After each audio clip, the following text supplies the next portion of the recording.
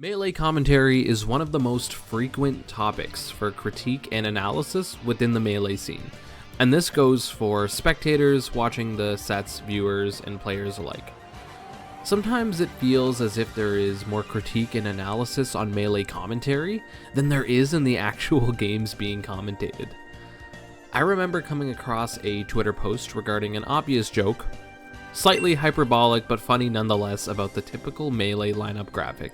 Rooted in some truth, yet allowing for the voices of understanding to clarify that we actually have quite the roster of strong and diverse commentators. This post would be one of many that we'd see this year about Melee commentary, specifically critiquing some element of how our commentary appears. And amidst the vast sea of Melee commentary criticisms, the questions must be asked. How do we fix Melee commentary? I ask you to think to yourself, where do you find yourself when it comes to commentary preferences? At a fundamental level, some people hate all commentary and just mute it. Others listen for particular commentators only, and some just watch it for the love of the game with no worries or qualms with whoever picks up the microphone. Me personally, I've always been a longtime fan of Scar and his over-eccentric metaphors and enthusiasm towards the game, homemade waffles, stewed, wobbles, and Jorge as of late, with a growing appreciation for Toph in more recent commentating experiences. Commentators, who are also human just like us, go through change. Time passes, and it makes sense that our opinions and preferences change over time as well. And that brings up a more important question though. What specifically do different people look for in Melee commentary, and how is that missing in the commentary we have today?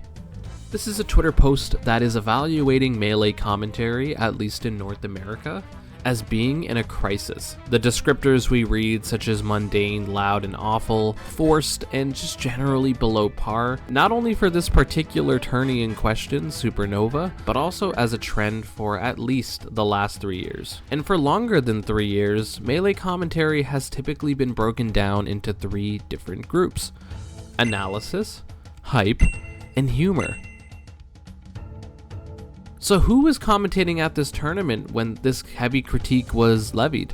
Enter Supernova. What you gonna do? I don't know. I'm figuring it out too.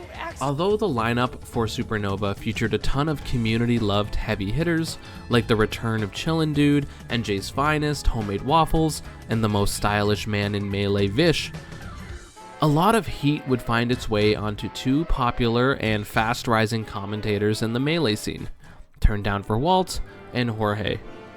One post calls out Jorge for being annoying. This is an opinion, and could be related to the fact that at this particular tournament, Supernova, this was a huge Melee major, the biggest of the summer. Jorge, while on top 8 commentary, got to watch as one of his closest friends, Junebug, makes top 3 in a once-in-a-lifetime run with Donkey Kong. I am so, oh my god, shaking his head. Dude. I personally love the hype, and Jorge made it a memorable force of commentary that tournament, but I find often, usually commentating with Junebug, bringing in a balance of witty and light while knowledgeable balance, and he's also really good at the game in his own right. In this Twitter post, Walt is also praised for having a good balance, but Turned Down for Walt as well frequently finds himself in the spotlight of viewership critique for being too forced or trying to create clippable moments.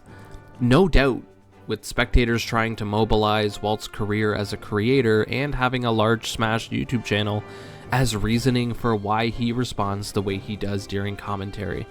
There's another post that also mentions that there has been a decline in commentary from the past.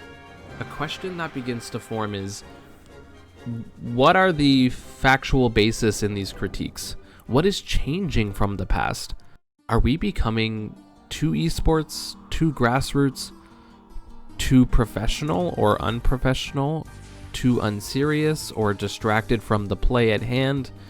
What's the perfect balance? When scrolling through these numerous posts about the commentary at Supernova, I found that Jorge and Walt took a lot of the heat, but I'm sort of confused about what they do that might be seen as so much different than what commentary was in the past. Even past legends who were staples in 2021 were present here, including the aforementioned Homemade Waffles, Vish, and Chillin' Dude. And for Melee commentary to be so differently preferred by different viewers, yet so collectively falling under this sense of nostalgia, is really interesting. What about 2021 or older commentary was so incredible? An attempt to understand this puzzle brings me to an idea, that the many viewers and players who are commenting their criticisms are often enamored with the nostalgia and memories of iconic commentary moments from the past. Historic moments that stick out in their minds that are impossible to compare. The commentators of today will never be able to live up to the robust and long-standing storylines and moments that we've cultivated in the past. To back up this point, one post brings up that what the people are really looking for are the ability for commentators to tell a story, to create stakes for the set. That's what makes it interesting, while another member breaks down gameplay without forcing either of these things.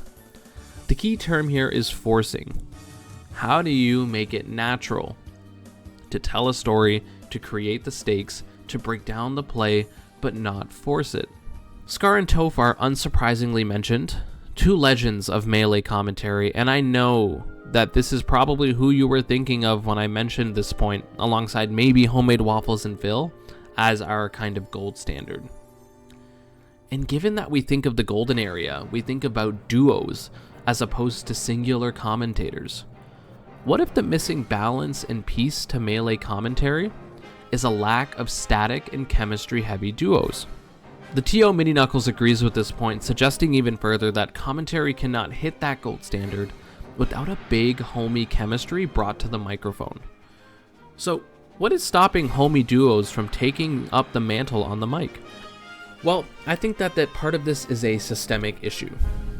Money is not infinite, so when these big tournaments are looking out for their talent, most applications and reels are likely not for duos, but for individuals applying. So one person may get a slot, there's no guarantee for the others or where these people will get slotted. And as a result, many commentators are still practicing and working towards putting enough time in to patent down this chemistry, with no guarantee that they're going to consistently be commentating with the same partner. Without enough time to really establish themselves in a new era of Melee moments, or opportunities to consistently build their chemistry with another duo's partner, it's going to be near impossible for rising commentators to emulate the feelings we have from the golden days of commentary. And as a grassroots esport with a much lesser degree of career potential as professional commentators, our talented cast of passionate players and talkers must balance their full-time careers with commentary, splitting time and efforts, meaning you can't refine a craft with nearly as much time and dedication. A lot of people also hold Melee commentators to the standards that long-standing professional career commentators for other games hold, like the COD commentators Miles and Chance, who were on the mic for a Wizrobe Axe set without ever having watched Melee before. The knockout blow. See you, mate. 2-2. Stock count. Pikachu's dangerous, man. I mean, look, I know it's an electric mouse, but that thing is huge. It's the size of a full-grown man. Yeah, if you saw that coming at you at that speed, I mean, get out of the way. Oh my God, what is he Beat doing? his ass! That's illegal in many states, but right now, it's part of the game plan, baby. We're back on the edge. How did he do that? He's but a mouse. Falcon back in this. Sky high, baby! That's game. To Toph and Vish's credit too, they did a great job commentating COD despite never doing it prior, though I would argue that the pacing and analysis in COD to be slightly slower paced than Melee usually is to the casual viewer. And what separates them from others is decades of chemistry, of opportunity, and of financial backing that validate perfecting the craft. The Call of Duty community has been shaping and awarding and utilizing commentators for years, and it showed in that good commentary for many is not reliant on game knowledge and intricate play-by-play. So once again, we return to the question, how do we fix Melee commentary? At the hiring level, TOs could look into commentator pairings, reels built for and made for the hiring of two commentators together as a static team in a block, but this would require more intricate reels designed by commentators who want to work together. And for the commentators who are new to the scene or thinking about wanting to commentate locally, you already know that you will never please everyone in the Melee community. And that goes for anything you create in a wider game community. Always remember that among a passionate fan base of Melee enjoyers, it is still such a privilege that we have those who are willing to face these walls of criticisms and expectations, all with the hopes to enhance and share in the cinematic experiences of Melee unfolding right in front of us. That is a privilege we have as viewers and as spectators. Who is your favorite commentator or commentator pairing? What makes their commentary the best of the best in your opinion? And what do you think is holding back new commentators, even ones we may have never heard of yet, from carrying the torch left behind from our iconic duos of history? I can't wait to read the comments for this little roundtable.